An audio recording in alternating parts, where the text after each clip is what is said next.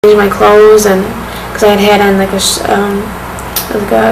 tank top shirt and stuff and high heels, and I changed, and I called Corey, and I couldn't get through to him. It was his sister that was on there, and I asked her how she had the audacity to cut me like I'm selling drugs, and especially at the place of my work, and she had stated because it was funny to watch, bitch. So that right there was saying that her and Corey was watching this, why this was happening. And then I went to go look for Gino after that, and I went back up to the restaurant to see if he was there.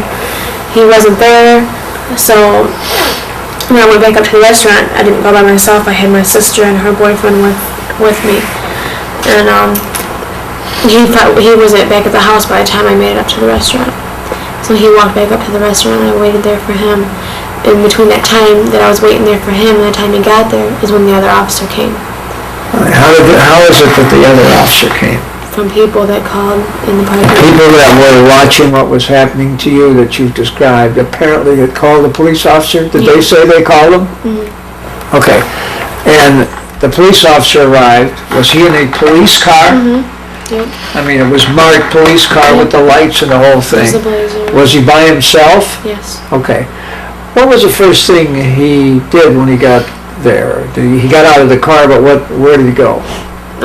He was talking to some of the people. I guess that had called him or made complaints. There's a couple people that he was talking to, and then one boy came over and he said, because you helped me out when I was in trouble here, because he was using the bathroom, but he was behind the building, so they didn't know what he was doing. And I said, no, I'll vouch for him. He was just using the bathroom.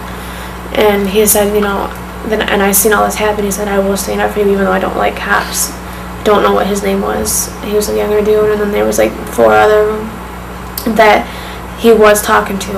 And at that time, one of the ladies came over and said that he wanted to talk to me, and I went over there and we were kind of talking, and then he had me get on the passenger side, and he was like, I can't tell you, I don't have the authority to tell you what to do, but the way you're feeling right now, and if you don't want people to think that, you don't want them to think, he didn't say people, he said you don't want them to think that they can do this to you, then I think you know what you need to do. He said what he did to you was not right, it was wrong.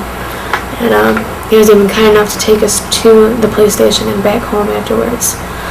So he asked you if you wanted to do something, mm-hmm. and he told you what you could do, is that right? Mm-hmm. And that was to go to the police station. Make a complaint. And you drove down with your sister and your... No, he took us there. He took you? Me and Gino. And your sister too? No, just me and Gino. Oh, Gino was there, mm-hmm. Okay. You went to the police station, and what did you do there? We waited for a minute. I talked to the chief of police that was there. It's not the chief that he's supposed to be good friends with, but it was one of them that was on duty, and some other guy, I don't know his name. The officer that took us there was Sergeant Besselow. He was a really nice officer. He took us there, and he stayed there with us the whole time until we went in there. And then afterwards, and they just asked us what happened, and wasn't listening. He wasn't really writing anything down, though. They just basically was just listening and kind of, I don't know. It's just certain cops in there that were good about it, and there's other cops I could tell was just gonna, they were kind of blowing it off. Yeah. Did anybody have you sign any paper? No. Nope, they didn't even write down what I was saying. Have you heard from the police since then? Not from the police. I've heard from Sergeant Williams, I believe it was, from the Internal Affairs. One time he came to the report, and that was it. There's 2 ladies from the ombudsman, and they took a report, and then that was it. Now, during this time you were talking to Corey after you called him.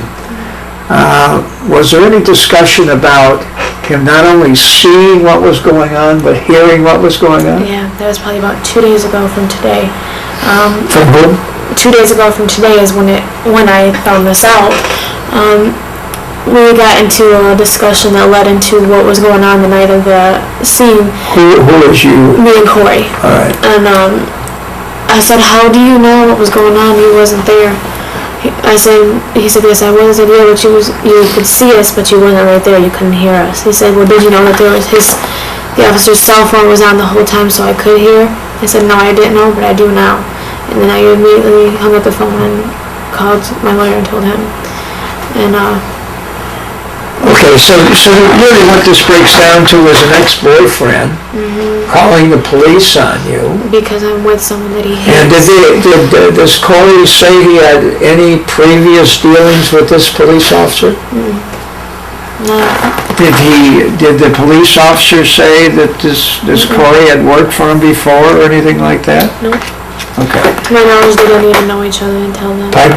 To my knowledge, they didn't even know each other until the night of the standby.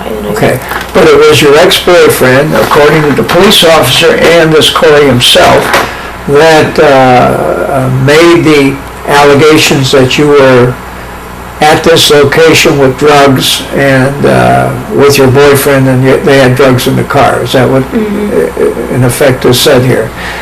When, in fact, it wasn't true. Yeah, it wasn't true. Okay.